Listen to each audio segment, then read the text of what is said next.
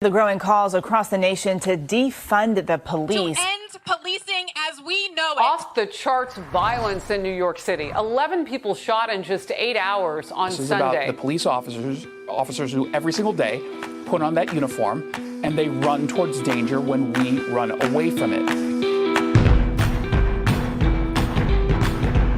And welcome to the Failure to Stop podcast, episode 10. Oh my gosh, can you guys believe that you have been involved in this show for 10 weeks now? 10 weeks? Can you believe it? Yeah, hold on. I've got to mute my YouTube. There we go. Oh, yeah. Sorry. That's a rookie move, man. But it's okay. It's okay to have a rookie move because we've only been doing this 10 weeks. We're rookies. Are you all right? Man, I'm behind the curve today, baby. I mean, we started 11 every week. Are you all right there, buddy? I am. I had to get my medals on. I do see that you are highly decorated for today's show, guys. If you are not, you're listening, right? If you're listening, you don't see what we see. Like, we're looking at each other. If you're watching live on YouTube or Facebook every Friday at 11 a.m. Eastern time, you get to see my face and Tansey's beautiful face. But you are a highly decorated podcaster today. Tell us what's going on here with the medals, the ribbon. Is that a Purple Heart? Is it Medal of Honor? What do you got going on there? I have many medals. I am very decorated. I am going to wear these medals forever now. I'm just going to take after the leadership of Chicago PD's first deputy who wears his medals everywhere. And I just thought, I saw him and I said, you know what? You seem a lot smarter with all those medals on. So if a dumbass like you can seem smart just by wearing medals, maybe there's a hope for me. So you're saying that you're testing the theory that if you're a horrible, horrible leader, that if you just add medals and ribbons, it could fix the problem.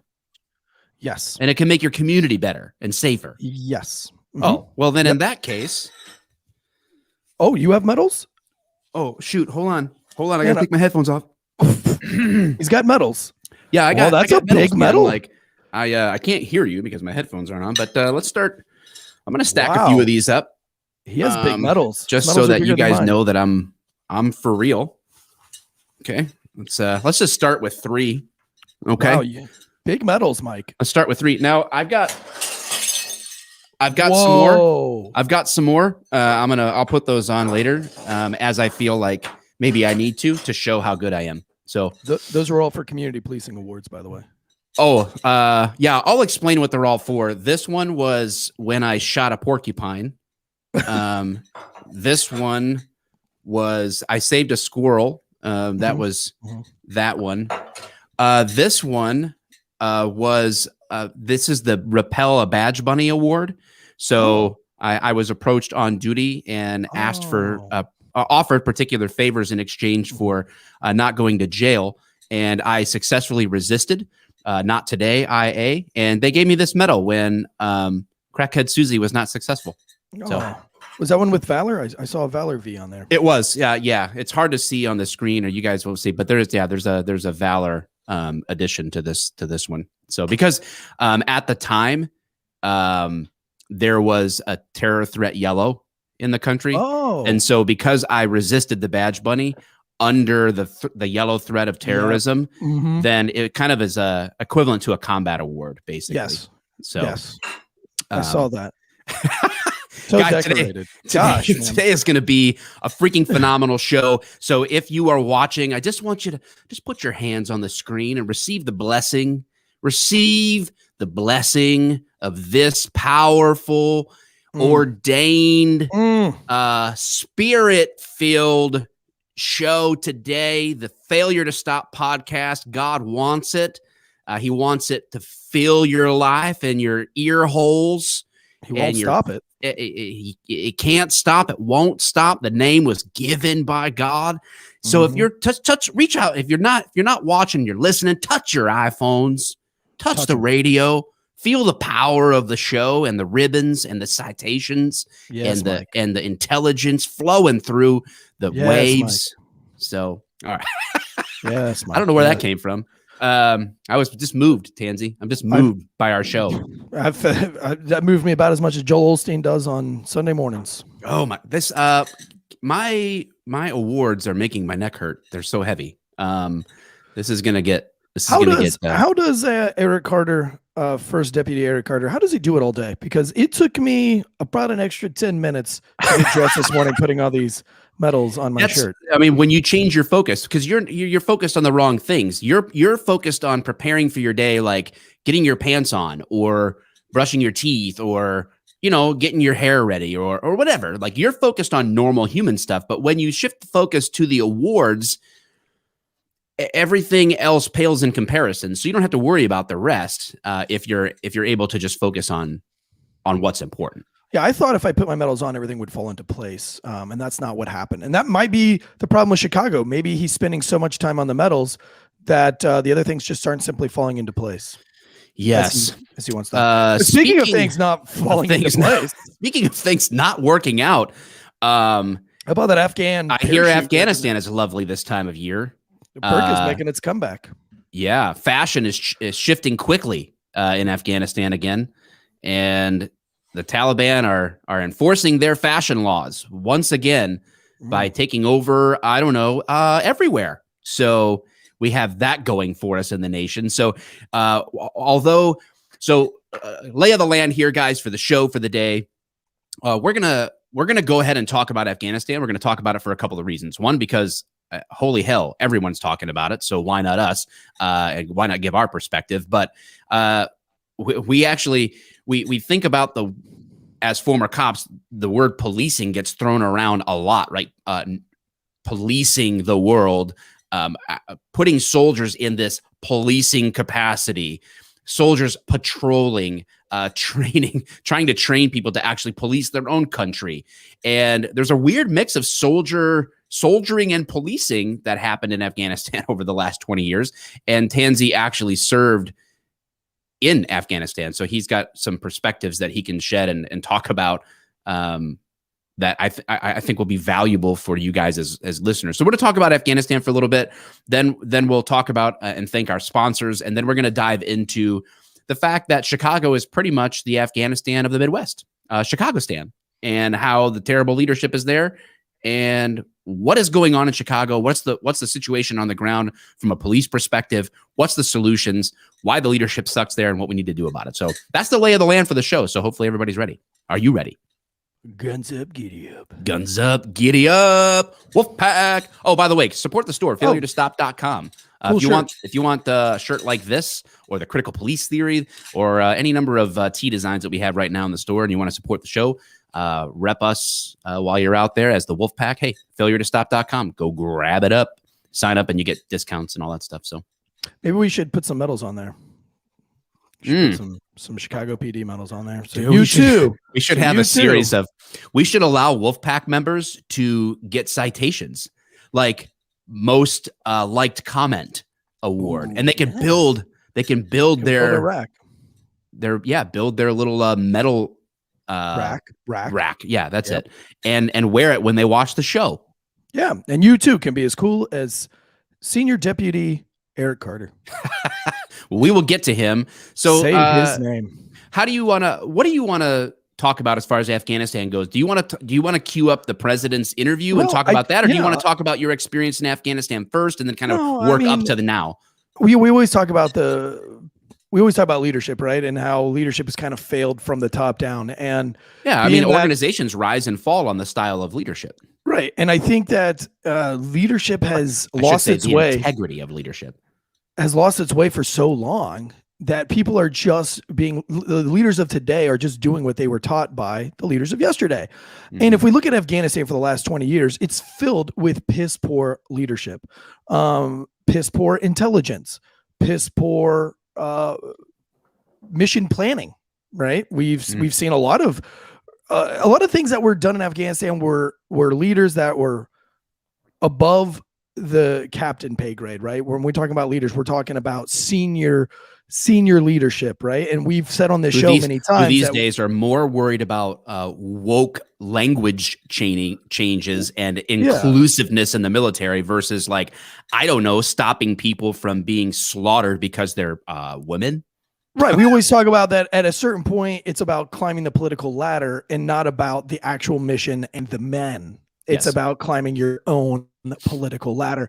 And so what you have is a lot of guys doing operations for clout. I mean, hell, I saw it myself. I mean, one night we were in a valley with a lieutenant colonel and he didn't have his combat action badge and he really wanted it. I mean, he flat out said it. He's like, boys, I want my combat action badge tonight. And I mean, he set up a patrol into Tagab, knowing fair well we were going to get shot at because you get shot at every night in Tagab. But he just simply wanted to go on that patrol because he wanted to be shot at so he could get his combat action badge. And that's putting other people at risk. That's being very selfish, very cloutful, being very Senior Deputy Carter of him, just simply hunting those badges and those ribbons. He went and pulled a Carter. He pulled a Carter. And the generals in Afghanistan have been doing this for so long, right? Because if a general actually gets put on the ground there, boots on the ground, and he gives out real information, he's going to be fired or terminated by the Pentagon, by the presidents, because that's not what the people want to hear. So these generals are getting boots on the ground and they're giving fake information about the Taliban. They're giving a false hope and false perspective on what's really going on in that country. They've been doing it for 20 years. And look at these generals, follow the money. Every one of those generals that took over Afghanistan, millions of dollars. And we look at the military industrial complex. Should we do AGAB? All generals are bastards. AGAB. I don't know. I mean, I feel like anytime you get over, like I said, when you hit that rank of major and above, it's enough about the men. It's enough about the mission. It's all about me, me, me. And so you have this colossal amount of time, 20 years of bad leadership in Afghanistan. And what did you think? And now you've got pretty piss poor leadership in the White House now. I mean, we look at Nancy Pelosi and Chuck Schumer. We talked about it on the show about the overtake of the Capitol. I mean, that was on their head, right? They requested the National Guard, and Nancy Pelosi and Chuck Schumer alone, those two said no, and they were the ranking official. Common sense be damned, right? Yes. Like optics are everything. Yeah. Perception to them is, or they would love for perception to be reality, while everything is falling apart behind them or underneath them. And it's like the emperor has no clothes. He is as naked as you can possibly be. There's not a shred of fabric on the emperor right now.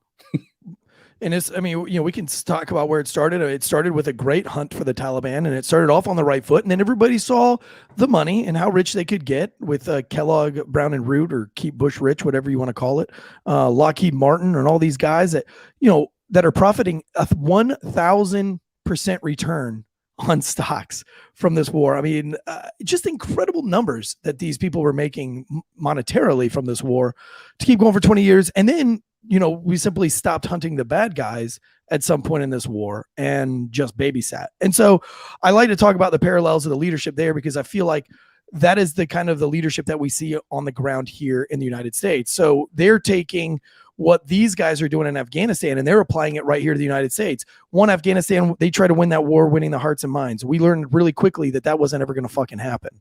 But where does that translate into modern day policing? A little maybe community policing, right? Yeah. Where we can just police with this open-handed kindness and everything's going to be okay. Well, so these leaders are all following. That's a soft teaser for next week's episode that you guys are here. We're going to talk about what real community policing means. But so for me, bad leadership, and and this is where I want you to play it, Mike.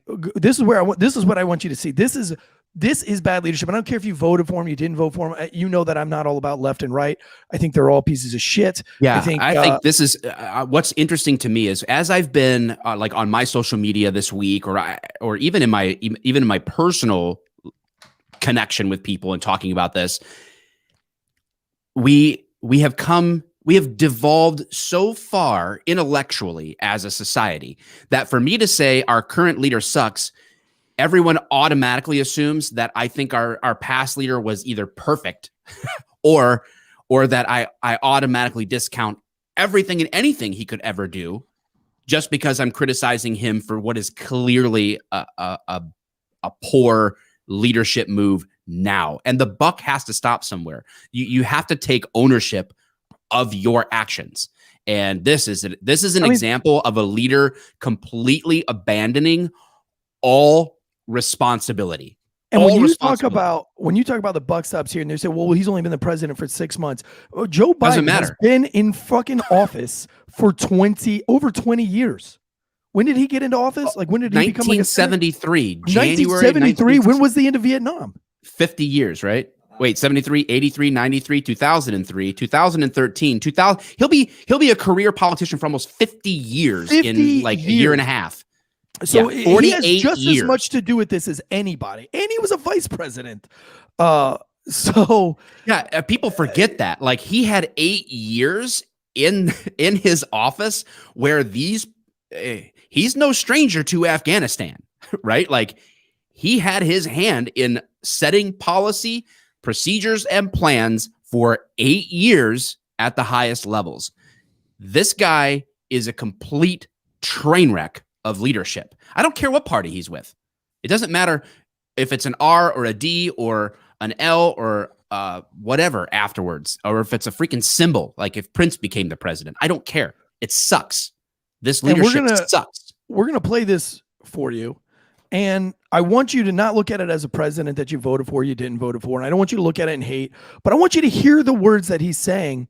And remember, while you're listening to this, remember what everybody was saying about police during the George Floyd, during the Ferguson, during the Breonna Taylor. Listen to this speech. It is. Listen to this speech. And I want you to keep in the back of your brain what they were saying after these incidents. The same president, the same person Go ahead and play that, roll that beautiful When you beat look at what's footage. happened over the last week, was it a failure of intelligence, planning, execution, or judgment? Look, I don't think it was a fair. Look, it was a simple choice, George. When the Taliban, let me put it another way. When you had the government of Afghanistan, the leader of that government getting in a plane and taking off and going to another country, when you saw the significant collapse of the Afghan troops we had trained, up to 300,000 of them, just leaving their equipment and taking off. That was, that's what happened. That's simply what happened. But we've all seen the pictures. We've seen those hundreds of people packed into a C-17. We've seen Afghans falling. That was 4 days ago, 5 days ago. What did you think when you first saw those pictures? What I thought was we have to gain control of this. We have to move this more quickly.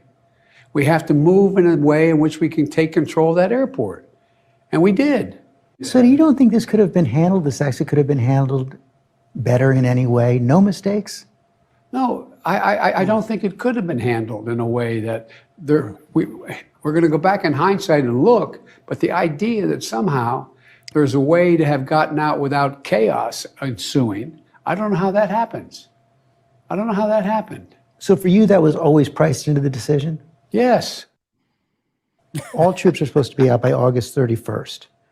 Even if Americans and our Afghan allies are still trying to get out, they're going to leave? We're going to do everything in our power to get all Americans out and our allies out. Does that mean troops will stay beyond August 31st if necessary? It depends on where we are and whether we can ramp these numbers up to 5,000 to 7,000 a day coming out. If that's the case, they'll all be out. Because we've got like 10 to 15,000 Americans in the country right now, right? And are you committed to making sure that the troops stay until every American who wants to be out is out? Yes. How about our Afghan allies? We have about 80,000 people. Well, that's not the estimate. Is that too high? That's too high. How The many? estimate we're giving is somewhere between 50 and 65,000 folks total, counting their families. Does the commitment hold for them as well? The commitment holds to get everyone out that, in fact, we can get out and everyone that should come out. And that's the objective. That's what we're doing now. That's the path we're on. What a non-answer. I think we'll get there. So Americans should understand that troops might have to be there beyond August 31st. No, Americans should understand that we're going to try to get it done before August 31st. But if we don't, the troops will stay. If we don't, we'll determine at the time who's left. And if there are American forces, if there's American citizens left, we're going to stay till we get them all out. He's so defensive. So defensive. Oh my gosh. My reaction to this is first, like, this leader, he said it's not a failure. It's not a failure. And that not a failure led to Afghan mothers literally handing their infant children over a barbed wire fence to U.S. soldiers trying to fight off the Taliban at the airport. That he is our president, this administration literally telling Americans that are trapped and surrounded by the Taliban, terrorists chanting death to America outside. He's telling them, follow us on Twitter and Facebook for updates and check your email. Make sure you check your spam folders, saying we need you to go to the airport, but we can't guarantee safe passage. This is the plan. And he's saying there's no failure. And these mothers are handing their kids over in the hopes that they know they're going to die, but maybe their kids have a chance. To be fair, it's not a failure. To be fair, they don't care about their kids over in that country like we care about our kids whatever. in this country. So for them to throw their kids over a fence doesn't mean anything to me. I mean, you ever seen Aladdin? Do you remember the Disney movie Aladdin? Mr. Aladdin, sir, have a gift of 2 or 3. Yeah. Say what you wish. It's yours, true dish. You ain't never had a Biden like me. Yeah. Can your Biden do this? Ba-ba-da, ba-ba-da. Can your Biden do that? Can your Biden pull this out his little hat? But yeah, no, I mean, geez, is extreme ownership, right? A real good leader. If you listen to, I guess, Jocko, if you want to, claim him as a great leader. I know people will debate that with me, and I'm not here to debate it, but I do agree with what he says in extreme ownership, right? And putting the ownership on your hands. If you're trying to sell a house and the house falls through and something happens with the paperwork, I mean, that's your fault, Mike. That's on you. And you take that as extreme ownership. You don't put it off on somebody else. I mean, unless you're a shitty leader. And here we have a guy that wants to take zero ownership. Not a moment in that piece of the interview do we see him. He said it's not a failure. He criticizes the Afghan president for abdicating his position. But that's exactly what he's doing. He's abdicating any of his responsibility for this. When asked about seeing people falling from planes trying to like hold on to get out of the country, he says that was 4 or 5 days ago. He doesn't answer the question. He just references a time. What a weird answer. And then he says there's no mistakes. He says there's no mistakes. What are you talking about? We're all looking at it. We're all watching the mistakes right in front of our face. And that's the thing, is we can never fix anything if we're never ever going to take accountability for our actions. And that is the one thing that you could take from this whole show, this whole podcast. After I say this, you could just turn it off. But until we start taking accountability for our actions instead of passing the bucks as leaders, as people in charge, you have got to take responsibility, own it, and then fix it. And that's what we're going to get into with Chicago. You've got to look at those numbers and say, what I'm doing isn't working. This is why it didn't work. Don't make that mistake again, but let's fucking fix it. And so in Afghanistan's case, it was like, well, we didn't know that it was only going to take 11 days for the Taliban to get here because once again, our intel was wrong, because once again, the Pentagon fucked shit up, because once again, some asshole general lied because he didn't want to fucking take responsibility for himself. And so now we have this debacle, and let's get it right. And let's go ahead and send the 82nd Combat Action Brigade in there, and let's fucking take back Bagram. Let's take back Phoenix, and let's take back Kabul International Airport. And we will fly people back and forth to Bagram. It's only 70 kilometers. That's a 25-minute plane ride. And it'll be a safe plane ride the whole way there. And we don't have to fight the crowds at Kabul International Airport, or whatever they call it now, Ahmad Karzai Airport. I don't even know what they, back in the day, it was, yeah. But we don't. So what do you think that part of the issue is that we expected? Obviously, you've got combat operations, which is so distinct from last week, guys. If you haven't heard the episode with Richard High, Angry Cops, last week we talked about the militarization or demilitarization of police. We talked a lot about the differences between the expectations and rules of engagement for military versus police. And obviously, when you're going to go take the fight to terrorists or whatever else the case is, when we started this and you have combat operations with particular objectives is one thing, but do you feel like there was an attempt to turn soldiers into police officers over this time? Do you think police officers, do you think if we mounted up a bunch of cops from busy cities and sent them over to Kabul that we would be a help, by helping to actually police there? What are your thoughts on soldiering and policing as it relates to your experience in Afghanistan? And I know you said you had some crazy raids and corrupt cops in Afghanistan and all that stuff. So tell us about your experience in Afghanistan and all that. I mean, obviously I have a lot of medals, right? Obviously. So clearly you're to be trusted. Clearly an expert, just like Senior Deputy Eric Carter. And I don't want to just take away from saying his name as many times as I can on this podcast, which in the comments, yes, that's why I'm wearing all these fucking ribbons on my chest, because I'm trying to be a really good leader like Eric Carter, who wears his medals and his ribbons every single day, the best while leader. Policing Afghanistan, Chicago. But no, to get back to your question, and this might piss some military guys off, but I think if you took a squad of LAPD inner city cops, I guess they're all inner city cops in LAPD, but if you took a bunch of LAPD guys, a bunch of Detroit guys, and you sent them over to Kabul or Kandahar or any of the big areas in the inner city parts of Kabul, I think they could do a wonderful job there. I think that police officers bring something to the table that the military never can. Military doesn't have time to train and those kind of humanitarian needs that police officers can handle and deal with. And also police look at things differently than a soldier does. And so I think if you would have trained the Afghan police appropriately to run the cities, which were already secure, there wasn't any Taliban in Kabul. There wasn't any Taliban in Kandahar. They were all in the outskirts. generally speaking. And so I think if you would have trained the Afghan police to teach society how to live civilly in a civil society, and teach them not to be corrupt, and to teach them the morals that our police officers hold near and dear in this country, that you could have started to civilly build a core area of Afghanistan that understands what it's like to be a civil human being and not be corrupt. And then military can take the actions of keeping the Taliban out of Kabul, keeping the Taliban out of Bagram and Kandahar and those things, and really work on military operations. But what we did was we put a massive amount of military forces in the inner cities to police and to help the Afghan police, but we never ever taught the Afghan police actually how to be police. And we definitely didn't talk to their leadership, because if you talk to any soldier, they will tell you that the Afghan police was probably the most corrupt system. So how did we fall short of teaching the Afghan police how to be Afghan police? Well, Where do you think the disconnect teach them was? the skills, right? We teach them how to do, like, so that's what the military does, right? They come in, they do things Big Bird to Cookie Monster style, and they say, well, let's start with jumping jacks. Well, those fucking people can't do jumping jacks to save their fucking life. And they never will. If it was do jumping jacks and you can get your city back, they would still lose the city because they can't do a single jumping jack. But we focused and spent so much time on those kind of bullshit tactics and trainings and tried to start small, but we never really started where it should have started with, is building them to be civil human beings, because they have lived, and this will be offensive, but they have lived as savages for a very long time. And if you look, the Taliban rule doesn't really change much for the men of Afghanistan. I mean, the women were still wearing burqas when I was there.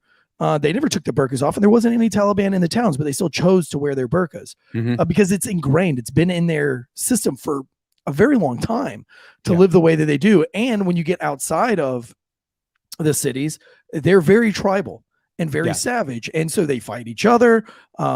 Big civil war stuff going on all the time. And by civil war, I don't mean like North versus South. I mean just simply Raleigh versus Cary. And then you go down the road and you've got Durham versus High Point, everybody's fighting each other. And it's over, because some mullah's daughter went to some other village and flopped the color of her burqa or some bullshit. But there's a lot of crazy stuff going on, and nobody really knows how to live civilly. So you take these Afghan police in a city and you first teach them morals and values and kill them with the same PowerPoint that you killed us. But they got to want those morals and values, right? I mean, you cannot. Well, how can you want something that you don't know? This is what exists? the Taliban is, right? Forcing morals and values, right? Which is the opposite of what real moral value would hold, was that this needs to be a truly something that you truly believe, like something that you are committed to. So if they don't want to hear it, then what are you going to do? If you really want to know what the Afghan people are like, and I'm generally speaking, are they very smart and learned Afghans? Absolutely. But they come from money. And then you have to ask yourself, where do they get that money? And the apple never falls far from the tree, right? So yes, you might have some really great learned Afghans that are going to college and they're going to school, but mommy and daddy probably didn't get there morally or ethically or whatever.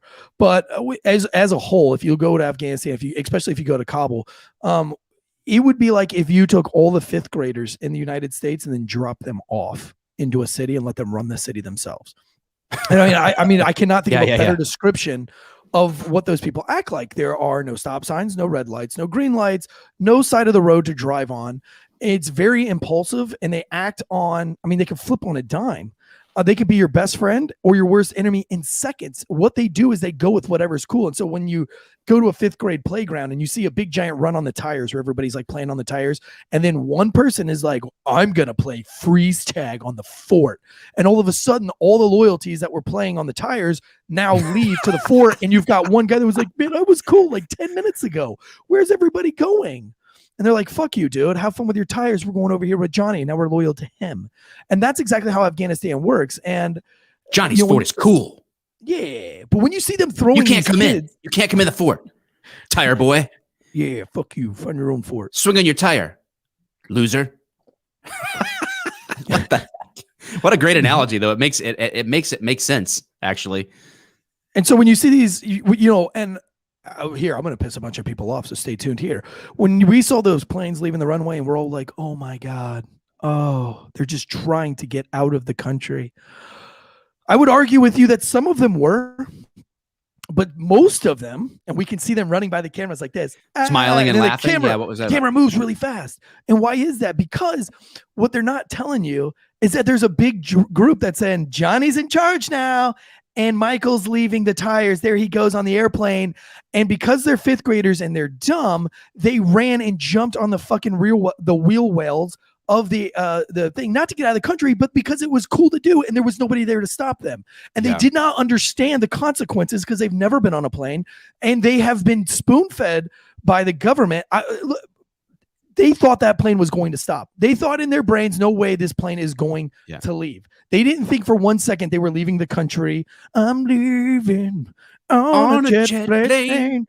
No, they didn't think that for 1 second. What they thought was they were going to retard the situation because there was a free opportunity. And we're going to get this plane to stop and we'll get on or we won't get on, whatever else. Maybe this thing goes in the air. Maybe it doesn't. Yeah. I mean, that's a good point, man. Like that's something that even for me, like I definitely like, I don't know that I would be all the way to that side where I'm like all heartstrings. Most of my heartstrings about the Afghanistan situation, if I'm to put it all out on Front Street, is that there are Americans, but particularly Christian Americans now having to flee to the mountains because our government won't help them. And so now they're going to be executed because they have a different faith. So that's where my heartstrings go. But I mean, I think like that you bring up a really good point, which is like having been there yourself and understanding the culture from a direct contact thing that I've never had. Your analogy is helping make sense of that to me. And that plane situation is like, yeah, you know what? I see that now, like replaying that in my head. Like I see what you're talking about. It's, you know, and you like to use this example of how quickly those loyalties can change in Afghanistan, like on the flip of a dime. There was a bunch of kids one time and they were begging us just for shit, right? Mr. Chocolate, Mr. Dollar, like they always do, like every veteran that's ever been there can attest to. And we went to this village several times and we knew that those kids all loved each other and they're all friends. And one day we picked the biggest kid because we were always missing things when we left that village. We're always missing binoculars or magazines or fucking pistols. No, I'm just kidding. But you know, those kids can steal anything, just like Aladdin in Did you have an assistant like Indiana Jones while you were over there, like short round? Right. So that's what we did is we picked the biggest kid in the crowd. Tansey. Yeah. And we handed this kid a 1 liter water bottle. And we said, look, at the end of the day, if we're not missing any shit, we'll give you $1. An American dollar, but you got to make sure that none of these kids steal from us. Now, these are the kids that he lives with every single day. These are the street rats that they run the streets together. They are a gang. They are a posse. You don't steal from Tansey. Yeah. You don't steal from Tansey. I get $1. But his dollar, it sounds more Asian than Afghanistan. He dropped the 1 liter water bottle and picked up a half pair of scissors, just one section of scissors. So you didn't have the two. And when one boy ran up and he launched his hand up to say, Mr. Dollar, this kid shanked the little boy in the armpit. His own little buddy in the armpit. And we ended up having to do this massive medical evacuation because the brachial artery was right there. We weren't sure if it was if he hit the brachial artery or not. And it was just chaos. But I mean, that's how quickly this kid for $1 turned on the kids that he grew up with, his posse, that he was willing to shank them to get that dollar. And so, you know, is it sad that those guys— I've done a lot of things for $1. I can't say that I've shanked a man in the armpit or a kid. You know, in fact, it is sad, This medal here, I got for blocking one person from shanking another. So that's what this one is for. Somebody pulled out a knife and I stopped a stabbing. So I got that one. Yeah. I better. With Valor. Hold on. What, you gonna put your medals back on? Oh, it's worn like that. That's how that medal is worn. I was wondering how that medal was worn. Oh, the armpit medal. Mm-hmm. Yeah, makes sense. Yeah, because that's where I stopped the stabbing from that. We're gonna have to get Eric Carter one of those. We're gonna have to get First Deputy Eric Carter a. Eric Carter's got nothing on us as far as our. Hey, did you see these medals? You see these ribbons? I bought half of these at GI Joe's last night. But I'm going to wear them forever. I don't know what they fucking mean. I can just make it up. I can say whatever I want. I'm a great leader and I have lots of medals and ribbons. So what was you said you had a crazy raid happen in Afghanistan. Can you break that down for us or no? You don't want to? Yeah, I mean, we can. I mean, that's fine. But, you know, it's just a story to show you kind of how corrupt the police are. And going back into this, if we would have established from the beginning some kind of moral or ethical code, these guys wouldn't have turned their backs on the country so quickly. And you do have some real warriors in Afghanistan, some real Afghani special forces guys that are. I've met a couple of them. I met a guy that got out. He fought alongside U.S. troops for a while. He was became a high-ranking commander at a very young age, and he became like hunted. And him and his family were under threat. They finally were able to come to the country. Now they live here. And I met him, and it's like very unassuming dude, but he spent his whole teenager years and his 20s like fighting as hard as he could for his country. Yeah. I mean, there's definitely it's not like they're all it's not a lost cause, but there's a very small segment of the population there that is like committed to the same type of morals and values. And it's a whole other animal of like, how do we force values on people that don't want them? Palestinians have been fighting Jerusalem, right? The Israelis, the Israelis on the Gaza Strip forever. They've been fighting them brutally, savagely, without any regards to winning or losing. They don't care if they're going to lose or win. They wake up every day to fight and kill Israelis, because there's a fundamental difference. There's a fundamental disagreement that they say, we don't agree with you and we will fucking kill you until every one of us is gone, or we will try to kill you, even if it means completely wiping out every Palestinian that's ever walked the earth. Afghanistan doesn't have that, because there isn't a fundamental difference between the general populace of Afghanistan and the Taliban. Mm-hmm. If there was, they would be fighting tooth and nail. Now there are gaggles of Afghans that are loyal and that'll probably go to the mountains, and they will probably wage war to the bitter end. Yeah. But you don't have that as a whole, because even if they have a disagreement, even if their ultimate, they would prefer, I think preference is probably a better word. Even if they would prefer something different, they would rather take the enemy they know than the unknown of the uncomfort of doing something different. Well, nothing changed for them, because they knew that the Americans were never loyal to them to begin with. They knew that the Americans were going to be gone at some point, and therefore they never bought into what we had going on. It's because we never taught them that. We failed to teach them what we were going to do and what our goal was, and that we showed them that by empowering warlords. Like, so just imagine, you're in Detroit and Detroit goes to shit, and they go after the biggest gang member that you've arrested as a Detroit policeman, and they go and make the leading Crip gang member there the governor of Detroit. Right.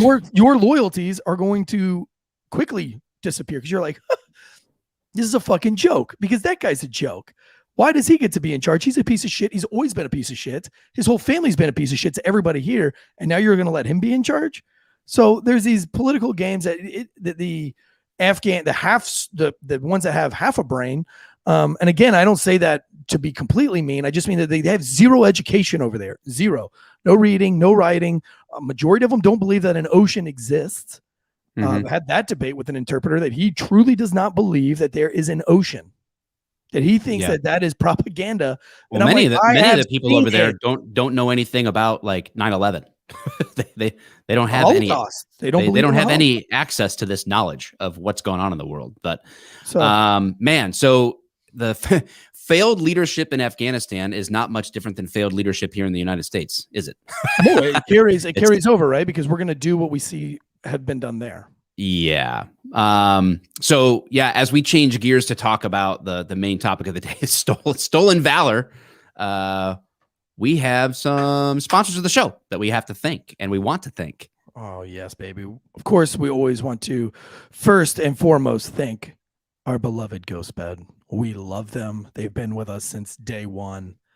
We both got our little plaques in. We got to get them hung on the wall. They just came in. I do need to get them hung on the wall. We love Ghost Bed. They have been a loyal sponsor with the Drinking Bros for the past 5 years. Everyone raves about them. Super comfortable mattresses that last forever, and they are made in the US of A. USA. USA. That's my favorite part. But every mattress has a 20-year warranty, which is my second favorite part. And you can try it out for 101 nights, not 98, not 99, but 101. If you don't like it, you can send it back. No hard feelings, but you won't. One of our favorite parts about GhostBed is that each mattress has that cooling technology. If you've been in North Carolina the last 2 weeks, that cooling technology is a must. You have to have it because it has been 200% humidity here. And that cooling technology will keep you cool at night while staying hard, baby. GhostBed is also has offers bundles so that you can get everything you need very easily. You don't have to really think about it. Just choose from their 4 mattresses and then pick your bundle. So whether you just need a mattress or a frame, or you want it all, like their cooling pillows and their cooling sheets, you can get the best bang for your buck. Right now, GhostBed is offering a flash sale. This is huge.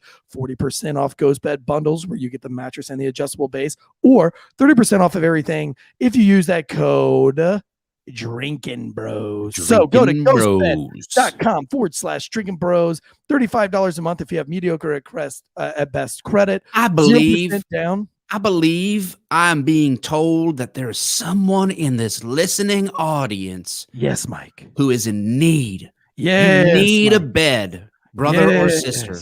You need a bed, and GhostBed is the 101. I feel that the magic number of 101 that God is speaking to me.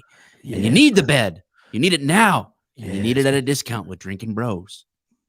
GhostBed.com/Drinking Bros. 15 Testify. massage modes, 0 gravity, less than the competition, way less. Follow your heart, follow Mike's prophecy, and head over to ghostbed.com/Drinking Bros. Next up, we've got Roman. Now, listen, this was a sponsor that Mike and I went back and forth on, and we decided that it's probably important that we do bring a sponsor like this on because as police officers, as veterans out there, huge issue. Pun intended. Pun intended. You can't be embarrassed by it, guys. Look, we see horrific shit.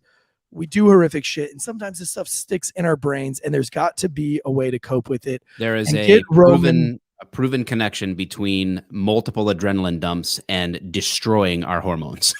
Right. And what we're talking about here, guys, is erectile dysfunction. We're not afraid to say it. We're not embarrassed to say it because it can happen to anybody.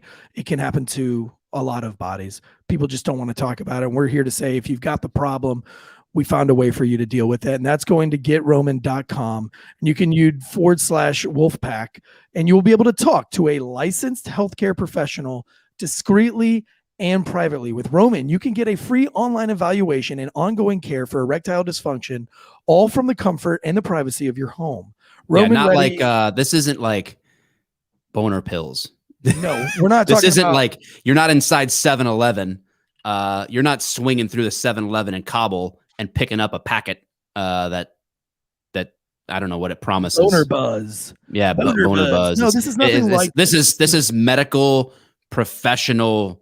Like, hey, let's get blood work. Let's get you squared away with what is going on in your system so that we can actually come up with a treatment plan that may work, right? Like instead of this isn't just snake oil over the counter stuff. This is like a real doctor, a real professional making sure that you're squared away.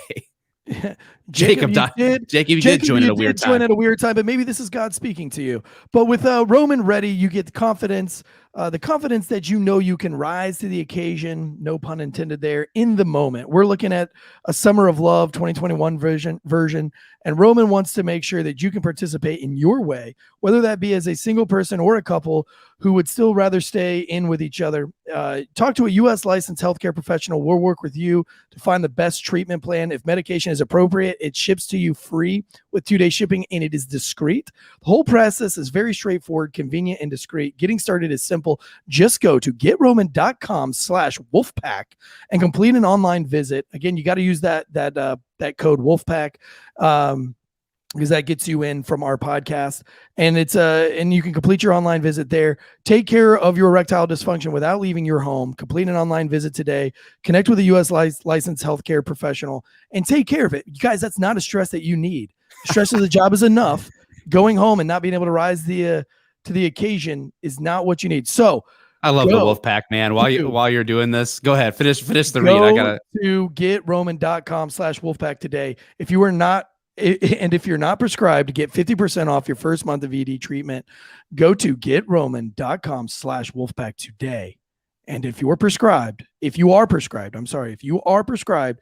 get 50% off of your first month of ED treatment. That's huge, guys.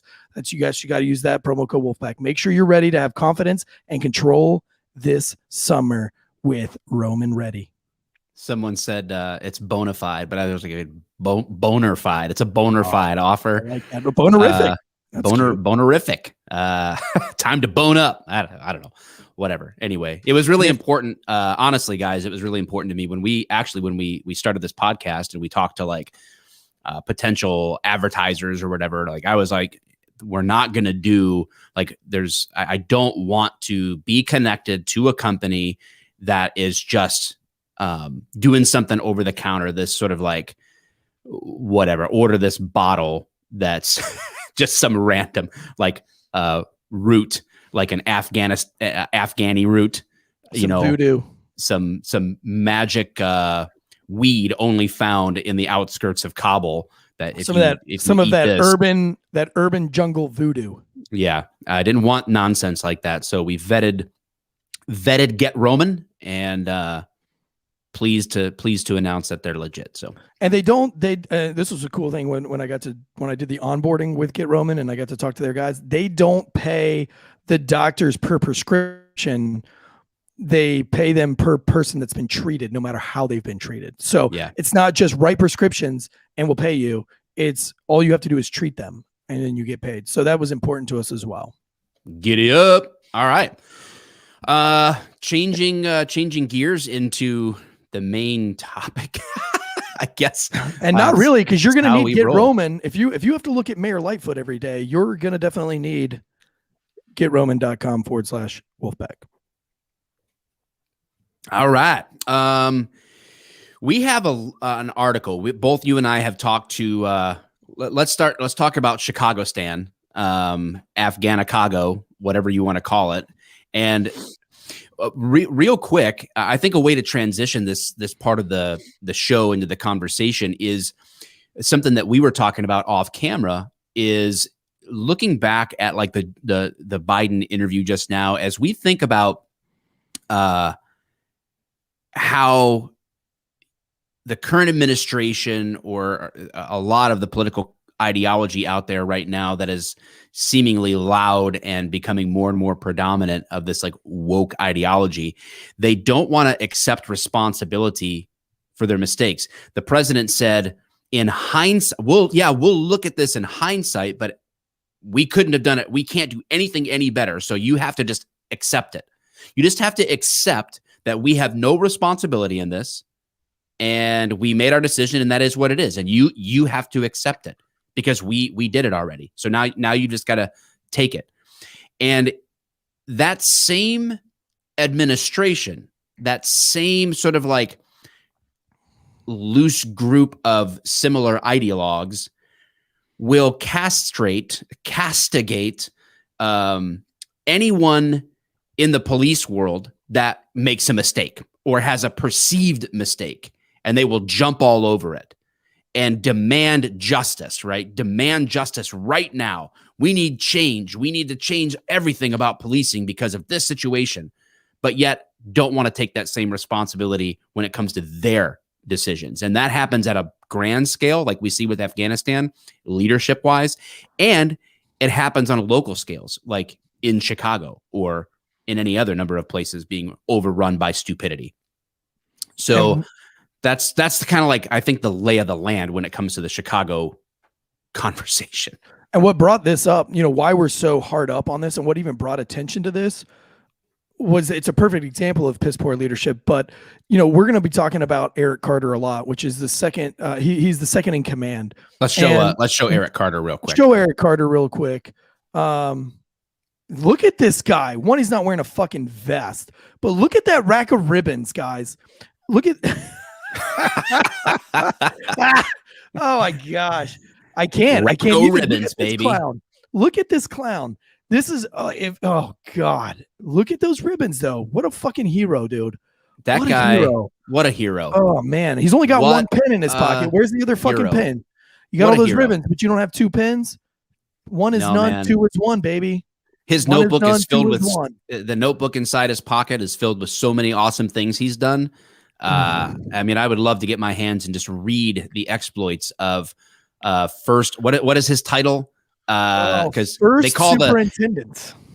first super because the Chicago police superintendent, which is kind of like equivalent to the normal like chief, like right, the top dog superintendent, David Brown, who's a whole other animal. Oh, we'll talk about him here in just a minute too.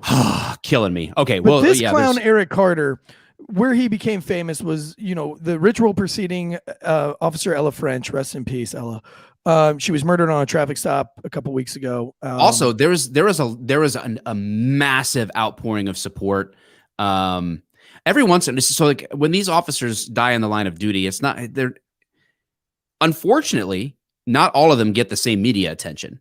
I think the fact that she was young, family woman, and in this climate, I think that drew a lot of attention, rightfully so. Every Mayor officer Lightfoot that falls spun in that up. Mary Lightfoot spun that up. I mean, she came out right off of the bat saying a young 29 female officer was murdered. Like, she came out of the bat. She wanted the attention on Chicago. This had nothing to do with Ella Finch's death. She wanted the attention. She wanted the clout, and she wanted all eyes on Chicago, bad or good, because bad publicity is still publicity. Yeah. And I just loved seeing just a tremendous outpouring of support from the law enforcement community for her being laid to rest, honoring her memory, and may she never be forgotten. I just really so to the cops that I saw a Detroit police car down there at the funeral, and I'm sure there's other Michigan agencies there. People driving from all over the country, they bring a cop car, and it's a long, somber drive to these things. I've been there, done that. And so kudos to everyone who just went out of their way to show up in force and honor her. And hopefully that's a showing of honor for all fallen officers. It's not that large of a gathering for many of these funerals, but I wish it could be highlighted. I wish it was broadcast on the news as much as freaking some random dude wanting to blow up a building in DC. Or as much as George Floyd's funeral procession was put all over the media news. Yeah. Wouldn't it be cool if we had or when politicians were allowed to go to that during COVID, but we weren't allowed to go to other, like there was officers that died from COVID here in the Metro Detroit area. We couldn't go there because we weren't allowed during COVID, but the elites could go to George Floyd's funeral during COVID. Or to a massive party in Martha's Vineyard because they're sophisticated. Anyway, go fuck yourself. Continue. But so Eric Carter, he got made famous because during this ritual where they meet down, at the morgue, they're there in numbers. They pull the casket out, move it in with under bagpipes, right? Like we've seen it in some of the movies and things like that. And so a radio dispatch came out. And they were trying to get everything going. And Eric Carter got on the radio and said, and this is how detached this motherfucker is. This is a quote. We don't have 20 minutes for this shit. Wow. We don't have 20 minutes for this shit. And he said this on the radio. Did he get one of those medals, one of those ribbons for being a complete dumbass? It was sickening. It's very tone deaf, right? You, with all those medals on your chest and being second in command of an entire city. Yeah. That's the best you could come up with. But what was your first impression, Deputy First Superintendent asshole, when Ella French was murdered? That was a day ago. We don't have time for this shit. That was 5 days ago. Come on. The people getting on the planes and falling off, that was 5 days ago. You disgust me, sir. What's new in the media? That was the Afghan parachute regiment. We left a whole bunch of equipment. We just forgot the parachutes. No big deal. Your officers won't tell you this because they're not in a position to, but they don't respect you. So all you have, Mr. Carter, is whatever fake ass ribbons you're attaching to your shirt. Let's talk That's about all you those have. fake ribbons. Let's talk about that, will you? Oh my! Let's talk about that, Mike. Let's talk about these fake ribbons. Do you want us to pull up this article and then go to that section? Let's do it. And there'll be no surprise on why he said we don't have 20 minutes for this shit. Scroll down, Andy. There's a section about about his ribbons. Keep going, keep going. You guys will see this on your screen too. Let's look. Oh yeah, how could Carter be so wrong? So we're gonna go back through this article, and we will have already touched on this. But a recent Freedom of Information Act request shines some light on Carter's all-show, no substance, insert stolen valor management style, which he dragged David Brown to the ranks of the most ineffective CPD superintendents never seen without his 8 rows of CPD ribbons. It turns out Carter's awards don't match his official complimentary history. So we had titled this episode Stolen Valor Cops Editions. Everybody's really big on finding these guys doing stolen valor, dressed up like soldiers and getting their patches all wrong and making up nonsense. And we have a shining example in Carter, right in Chicago-stan. CPD made up ribbons. For example, the Deployment Operations Award ribbon First Deputy Carter displays indicates he received a total of 5 of these now defunct awards. It turns out Mr. Carter has only earned 1 of those awards. Scratch 1 ribbon. A high-ranking supervisor, when the Top Gun Arrest, quote, award was created under the tenure of Jody Weiss, Carter actually has 1 on his record. According to CPD rules, Carter somehow managed to make the most on-view gun arrests for the entire police period. This is very unlikely to have occurred for a police official serving in the upper echelon of the department. Imagine that. Your captain doesn't go and rip guns off the street? No, he's not out there ripping traffic stops and getting guns. And that's exactly it. Another award created under Weiss, the quote unquote traffic stop of the month, is bestowed upon an officer who pulls a car over, writes a traffic citation, and charges an additional noteworthy crime.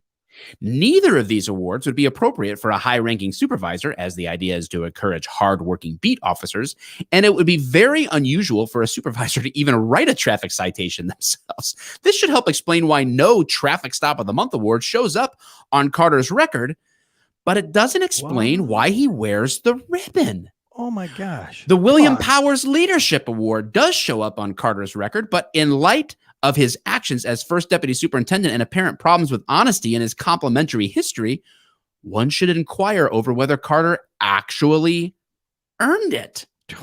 Would the misallocations of resources under his command show, quote, operational excellence, the award that he decided to pin on his own chest? Oh, my words, not this article, which we are reading from the ChicagoContrarian.com, by the way.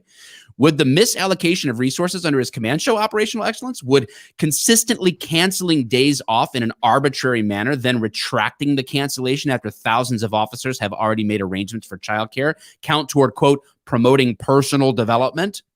Is Carter's willingness to arrange the transfer of his wife to a cushy spot at the airport, then orchestrate her promotion to captain, quote unquote, encouraging and instilling high expectations in personnel under their command?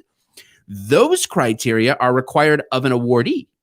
And it's clear Mr. Carter is an underserving recipient of prestigious awards.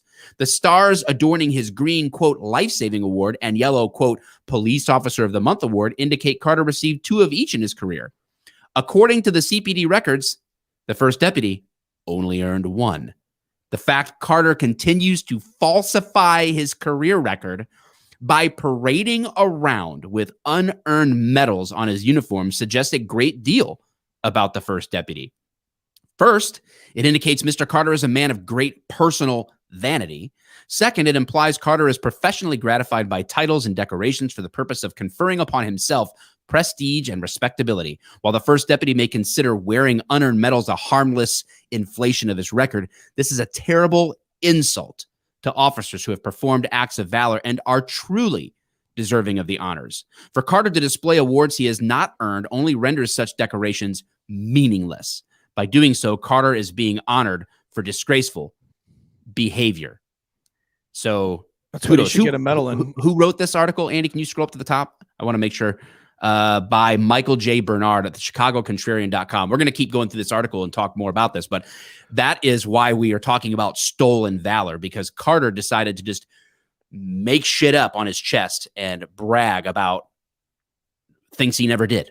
And this is the thing about terrible and toxic leadership, right? They are trying to climb the political ladder. So his whole career has been more focused on what badge can I get, right? The badge hunter, the guy, and instead of what is the mission, which is cleaning up crime, this guy's never cleaned up any crime. This guy's never been about cleaning up the crime. It's been about where can I be and what opportunity can I take to get an award and then move on to get another one, to get another one. And if I don't get it while I'm there, I'll just make it up and put it on anyway. And I can keep climbing the ladder. And if you look at his LinkedIn, one, LinkedIn's fucking dumb anyway. That's like in one place that you can be cloud. It's like, how falsely, like how much can we exaggerate our resumes and put it on LinkedIn? But this cunt, if you read it, you think he was like some kind of fucking counter-terrorist. You're killing me on the YouTube, FBI. man. Sorry. Oh, because I'm using too many cuss words? The C word is a big no-no for YouTube. Anyway. I use the C word again? Yeah, but I mean, it's accurate. I know. I'm sorry. Well, again, I'm worried about the mission and not, no, I'm just kidding. But yeah, this guy. And so I gotta, when we put this picture out on the Instagrams, follow us, Failure to Stop, Instagram and Facebook. It's a lot of fun. But when I put those pictures on the storyboard, Mike, I got a phone call and a guy works at a grocery store in Chicago, and they said this guy comes into my grocery store all the time, and we all make fun of him for wearing the rack of ribbons every day into the grocery store. Like, why do you need to go? One, I don't go into grocery stores in my uniform unless I'm there to take a report. I just don't. Yeah, but if you have the ribbons, now you have a reason to go in there. Where was his vest in that picture? Pop that picture back up, Andy. Where was his bulletproof vest? I guess you don't need one when you got those ribbons. Look at that. Those ribbons will stop anything. Hey, listen, any gangbanger that he walks up to while he's wearing that, they're not going to try to shoot the guy. Why would they do that? I mean, just look at him. Why the ribbons distract you from all attempts to harm him. He needs a diversity award because everything on his, all the links on his social medias are all back to other black leaders, powerful black leaders. And then everybody that surrounds him is all black. So he's very cultured, right? He's very diverse. He really believes in diversity. Diversity award. Yeah. He gets the diversity award for surrounding himself with only people that are exactly like him. Raleigh has this same problem, Mike. Raleigh, they make up positions. Like we have 2 deputy chiefs and one's never even been to an academy. She can't even carry a gun. Her name is Hunter. You make up these titles. They do. And they were like, it's so fucking silly, dude. Bro, it's nuts. So you want to dive back into the article? Yeah, let's go. This article is phenomenal, by the way. I still have more. Hold on a second. We need to, I want to kind of just highlight some of this stuff. It's too heavy for my neck. I literally, the doctor has advised me that I can no longer show off my awards because it's causing me physical harm. My spine can't handle it anymore because it's too weighty. There's some guys on here that are talking about like you have no idea what's going on CBD. With CBD, it's incredible. You wouldn't believe it. You have no idea. Hey, listen, call us and tell us about it, baby. I've heard from several Chicago cops this last week, especially since we've been talking about Lightfoot. And so it seems like that's a department that I'm hearing from regularly. Obviously, we never share who's reaching out to us. We never would expose any rank and file guys like out there doing their job and trying to kind of, make it and figure things out for themselves. And there people are leaving Chicago in droves too. And so, yeah, we love to kind of, when we talk about these topics on the show, we try to research them. We try to kind of have a feel, a pulse of what's actually happening. And it is absolutely universal. I have not had a single Chicago cop reach out and say, you know what? Everybody's got it wrong. This is an awesome place to work. Every single one of them, without exception, that reaches out, and maybe it's just a squeaky wheel, but saying the leadership here is atrocious. The political climate is terrible. We are being run into the ground, and it is not pretty. And they wish there was a way out faster for them. Yeah, Eric Carter, maybe you should be chasing bad guys and chasing ribbons. This one I got. For it's called the Bud Award. And so one small bud of cannabis. Yes. So it was if the smallest amount you could find in a traffic stop. Was what this one was for. So not on my watch. I got that. Took that bud off the watch. street. This one was for showing up as the last car on calls consecutively for I think this was 27 shifts because you get the award at 25. I think this was the 27. So I was the last car to any hot calls for 27 and we know shifts that in a guy. row. We all know that guy where he shows up and he's like, oh, God, there was a cul-de-sac one street over. I thought I went through. Like, there's always an excuse why he's dead fucking last. That's what Eric Carter, but they still get the kudos in the reports for actually being on scene. They actually didn't do shit. Shout out. And Second then, Deputy Carter. I mean, clearly, guys, I've got a lot more to go through, but I just want to highlight one more for now before we jump back into the article. This one was the DB when they would send out a CAD message to officers to get their coffee in the mornings. I got this one when I got all the orders right. Oh, so I brought back 12 different things from Starbucks, and of course I didn't pay. The little trick, guys, is if you wear all of these when you're in the Starbucks, it's kind of like Carter going to the grocery store. He doesn't pay for those groceries because look at him. I mean, look at him. Yeah. Look at the ribbons. Look at Thank that you rack. for my service. Look at that rack. Thank him for his service with cheese and orange juice. And so I would wear these and got all 12 orders right for the Detective Bureau. And I feel like I had a small hand in actually solving the crimes that they dealt with that day as detectives. So anyway, I don't want to keep bragging about me, but no, I mean, that last award though, going to Starbucks and getting all the shit right, that should actually be an award. It should be. Yeah, I agree. So, all right, what do you want to hit on Chicago next? You want to jump into this article and start going jump through back it? into the article. Go to the top of that article because I love hearing all the things about the actual chief too.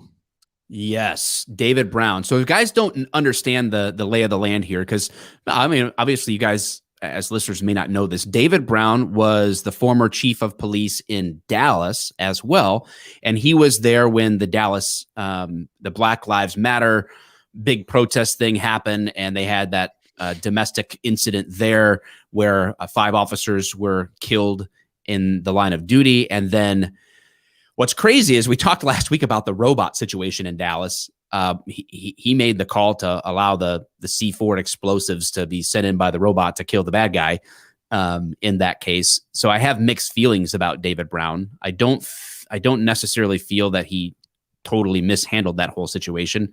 Going back in your head, what have your thoughts about David Brown as a leader been going back to that time, Tansey, moving forward? I don't really have that like overwhelming of a. I mean, I think he's really attached to the mayor.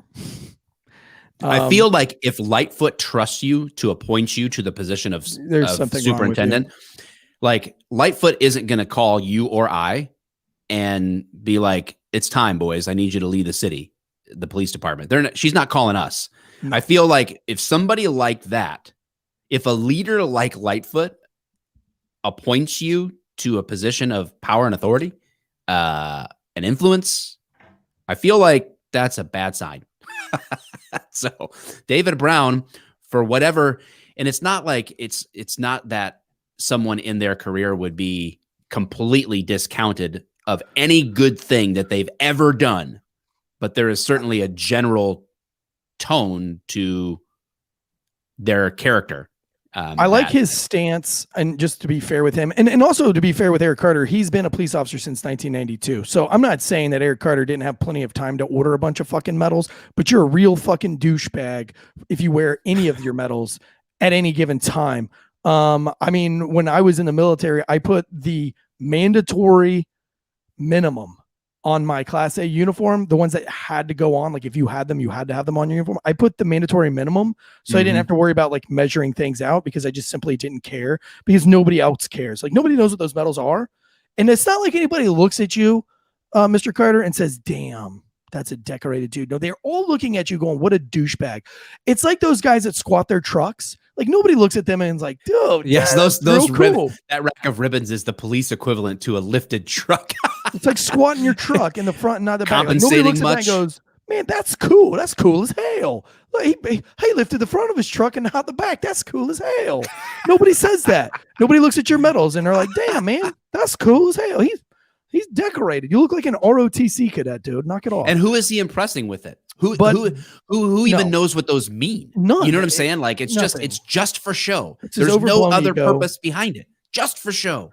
But I do like Brown's stance on going after the courts, right? For letting a lot of these, he blames the crime wave on courts releasing offenders. And that is absolutely 100% true. And we'll do an entire episode on the courts failing us right now. The courts are just stacking the odds against police officers right now by letting people that they know are going to commit more crimes. They know this and they let them out. Meanwhile, they take lesser offenders and leave them in jail. Now, it's not the police's fault. And they'll be like, well, you cops are putting people in jail for misdemeanor marijuana for the rest of their life. No. We arrested them because they had misdemeanor marijuana, but it's the courts that choose who gets to go to jail for life and who's not. Don't forget that. Yes, we're not the judge and jury. So make no mistake. Not a lot of people know that David Brown's son was a cop killer as well. He was ultimately shot and killed by the police in response to that shooting. So he had PCP in him. And that's not David Brown's fault. I'm just giving you the lay of the land. Yes, it is. Of his extreme experiences. ownership. If my kids fuck up, I will take 100% ownership. My kids fucking 100%. up. I'm just saying, like, it's not like David Brown's out there saying he supports cop killing or something like that. No, but you raised a piece of shit because you were too busy chasing medals and chasing ribbons and chasing your political ladder. You forgot to be a fucking parent. Preach. Man, we're both prophesying today. So there's a recent press conference, again, in this article from the Chicago Contrarian on May 28th. David Brown's damn statistics and Eric Carter's stolen valor. We covered the stolen valor. So the damn statistics of Chicago, let's get into it. So he has this press conference about summer violence reduction strategy. Mayor Lori Lightfoot and Chicago Police Superintendent David Brown touted an all-hands-on-deck approach to fighting crime, which involved city agencies, outreach workers, partnering with the CPD to bring peace to the city. If this sounds familiar, it's because the proposed idea is virtually identical to a plan announced on May 22nd, 2020, prior to Chicago suffering the worst summer violence in over 20 years. Even fielding a softball, well, that was COVID's fault. COVID caused the crime. Yeah. Even fielding a softball question about whether more officers would be deployed to high violence beats, Brown struggled to find a coherent answer and settled. Read it. Read that quote. This is crazy, right? Like, imagine just reading this sentence and someone on the SATs giving you a multiple choice to try to understand what it means. But this is the most valuable candidate for chief of police right here, by the way. Like, this is the guy that they said needs to be the chief. The question is so simple. The question is, are more officers going to be deployed to high violence beats? Is that the plan, sir? His answer: this is going to be a hyper-focused for resources for sustainability and capacity. We have the density to be able to penetrate what the community needs. Can you read that slower and just break it down? Just read it slower. This is going to be a hyper-focused for resources. Okay, what does that mean? What is a hyper-focused for resources? This is going to be a hyper-focused for resources. So this is going to be... I think they're going to tell, like at roll call, the sergeants are going to have all of the guys on beat look behind old cabinets and under tables, in some closets maybe they haven't been in a while, to look for resources. Okay. Extra supplies maybe. Maybe some old ribbons to pin on Carter, like maybe find some, because I'm assuming Carter only puts a fraction of the ribbons on that he's earned. So maybe he dropped them in the 90s, early 2000s in some of these older Chicago buildings. And so maybe those guys are they're going to be hyper focused before they hit their street on looking for resources. He wakes up every day and he tries to figure out where he's going to be so he can match his ribbons. He's like, oh my gosh, the colors of these ribbons will match perfectly with that city council meeting with the carpet and the drapes. So they're hyper focused for resources for sustainability. How are you hyper focused on resources for sustainability? I think maybe are we making wine? Maybe they're looking for parts to build solar panels for their stations and vehicles. Maybe they're going green. CPD's going green, like you know how in Chicago they dye the river green every year for St. Patty's Day. Maybe their CPD's just going green, man. Hyper focused for resources, for sustainability, and capacity. Oh, okay, makes no sense there. They're focused on the capacity, to do that. Okay. And we have the density. Ooh, that's probably the first throwing out words. Come on, I can't even do this anymore. He's just throwing out words. These are just words. This doesn't mean anything. Resources for sustainability, resources for capacity. We have the density. It's like I think that's like a rap battle. You know what I'm saying? Like, I think maybe I'm just reading it wrong. Maybe it doesn't make sense because I'm reading it wrong. Read it like Eminem. This is going to be a hyper-focus for resources sustainability and capacity. We have the density to be able to have the ability to penetrate what the community needs. Now flash your medals like they do on the rap videos. You look at my medals. I get it now. Hear that? You can't Holy see it, shit. guys. This whole time you can't see it, but you can hear it. I can hear him, baby. This whole time I had this whole thing wrong. It was a rap song. It was a rap song. That's why it didn't make any sense. You know, I'm glad we were able to decipher this. This is pretty good. Yeah, but we actually did something today. That was unplanned, folks. That was not planned. Unplanned. That was beautiful. Huh? The author says, huh? Rightfully so. Things get worse as a simple question was posed about the plan to transition CPD's emergency communication radio operations to an encrypted system to combat interference from what officers referred to as rogue radios. For as little as $100, anyone can purchase a programmable radio transmitter with the capability to interfere with CPD's radio transmissions, creating dangerous situations for officers. Had Brown demonstrated any semblance of leadership and been present during last summer's civil unrest, he would have heard officers and dispatchers struggling to broadcast emergency messages while these rogue radio blasted vulgar music, taunted officers, and announced hoax emergency calls. Brown started with a sad but truthful statement, "I don't know what that means." then continued to display his ignorance of his own department by saying, "Our radio systems are encrypted." Shortly like, so let's just lie. Like, we're fucked. He's around for a whole summer of this and knows nothing about it. So how disconnected are you from what is really going on? Shortly thereafter, a reporter asked about the record murder numbers in 2020, and Brown took offense, claiming 2016, prior to his tenure, it's always somebody else's fault. It's always, I inherited this mess. It's always prior. No one takes that ownership, owns their position and says, yes, this was terrible. And here's the plan that we have to fix it. Well, I mean, they have a plan for sustainability and capacity and density and penetration. They've got a plan for that, I guess. No one owns it, man. So he says 2016 was more violent. When the reporter clarified he was discussing summer violence in 2020, the subject of the press conference, Brown criticized him for cherry picking data and said, there's statistics and damn statistics. Can you make sense of that? Can you break that down for me, Tansey? If you're the chief of Detroit, this is what you say. We have a huge problem, and we are going to fix it. We have a problem with murder rates. Violence is absolutely out of control right now. It's out of control. We're going to figure out what's working and what's not, and we're going to get to work. So we'll talk to you next summer. We'll see what the crime rate looks like then. If we get it, we get it. If we don't, I'm up for, re-election anyway, and I'll just get voted out. But we don't have time to talk to you. We have to get to work. And Joe Biden should have said the same thing when he was asked that question. Like, do you think things could have gotten any worse or could have gotten any better? He should have just looked and said, like, look, we got a really big problem right now, and I'm going to actually cut my vacation at Camp David short. It could have been worse, and thank God it wasn't. But it's bad, and we've got to deal with it now. We made the decision. Deal with it. We executed, and it's screwed up, man. And we've got to fix it now. I can't go back in the past. I have to move forward, and we've got to deal with this. Yeah, I got to own it. Be a leader. Be somebody that I want to look at on the thing. Because look, I'm open minded. I'm not going to bash you just because you're Joe Biden. Inspire me. Inspire me, baby. Move us to action. I've said this about masks. I've said this about vaccines. Don't force me. Motivate me.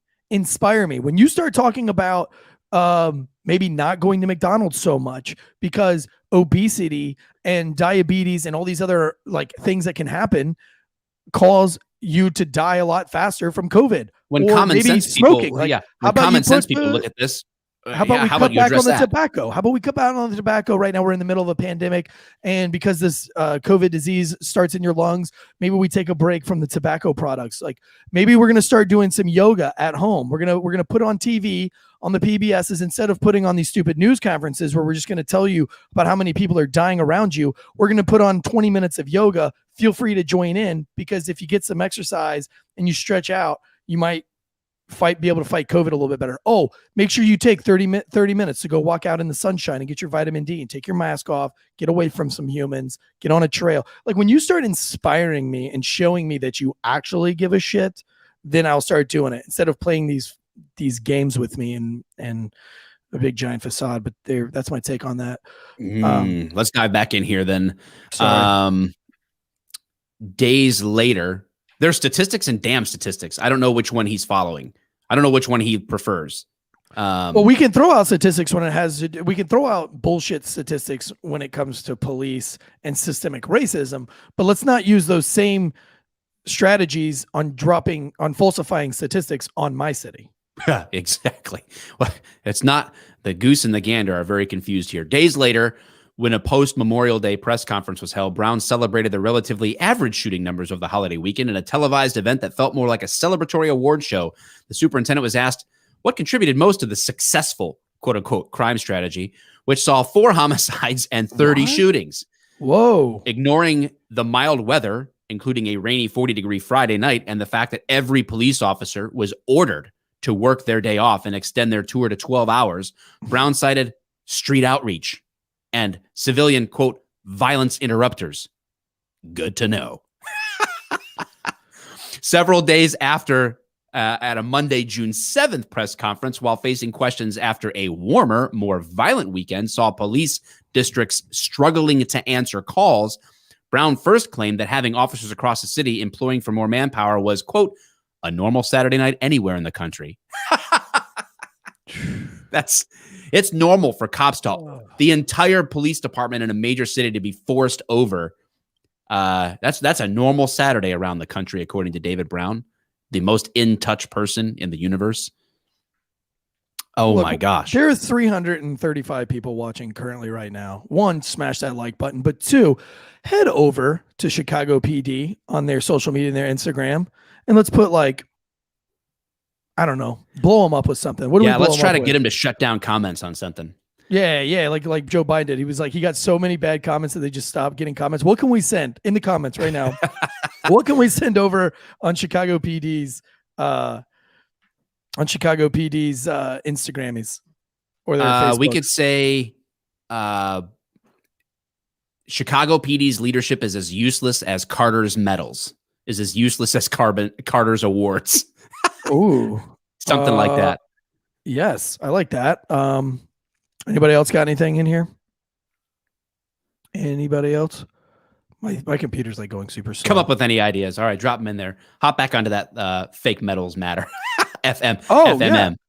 Yeah. How about fake metals matter. All right. I like fake metals matter. Let's all go on. If you are part of the wolf pack, if you're really a part of the wolf pack, the true wolf pack, join us, be with us. Go to Chicago PD's social media right now. I want 300 in there, and I want to see fake. I have to leave the show then. I don't come care. back, leave and come back. It's all about the mission. It's all about the mission. Carter likes bling, but not cops. I want fake metals matter all over Chicago PD's social media. Fake metals matter. Fake metals matter. This has been a fun episode. Yeah. What do we got next week? We are going to be talking about real community policing next week. I don't know if that's going to be the exact title, but we're going to talk about what does it actually mean? Because that term gets thrown around all the time, like, oh, community policing. Even what we're looking at David Brown, like they title these initiatives, in their community to reduce violence. And so what does it take? Do we need to just throw more footballs with gang members? Do we need to have more hugs? Do we need to, stop more weed? What is the secret to crack the code on what real community policing is all about? So we're going to talk about that. So, yeah. All right. Let's get back to the density and the sustainability. We're almost going to wrap this up but I want to talk about what he hits. That was a normal Saturday night. Addressing a follow-up question, Brown then contradicted himself, and placed blame on COVID-19 for a lack of CPD recruits to fill the ranks. When asked if new recruits were going to replace the recently disbanded downtown deployments, Brown either pretended not to know his own department's reduction in downtown stationary posts or did not know the reduction was made. Brown told the reporters, "That's not accurate. I would check my source." Perhaps the reporter's source was one of the thousands of officers who received the memo that daily district deployments to downtown fixed posts would end. How out of touch are you going to be after being there a year? A weekend which witnessed 5 murders and 58 shot, Brown, as expected, declined to point fingers as the presumably failing street outreach and violence interrupter workers. Damn statistics. Oh my gosh. Did you see this? That they've already limited the comments over there on their Facebook? No way. They've already limited it. Hit them up on Instagram. Yo, Wolfpack, get it up. That's what I'm talking about. Can we end the show with that rap again? Go back up so I can quote it. I want to end the show with bad boys, bad boys. Can we play that? We get dinged? No, this is going to be a hyper focus for resources, sustainability, and capacity. We have the density to be able to penetrate what the community needs. I'm biting my medals. I'm doing all the things. Next week, Hug a Thug, baby. Next week, Hug a Thug. Hug a Thug. Join us. Hey, that's a good title for the episode. Community policing, a.k.a. Hug a Thug. Join us next week for Hug a Thug. Thanks to the Wolfpack for coming out today. Hey, guys, we appreciate all of you going to Apple Podcasts right when this ends and dropping a 5-star rating and a review.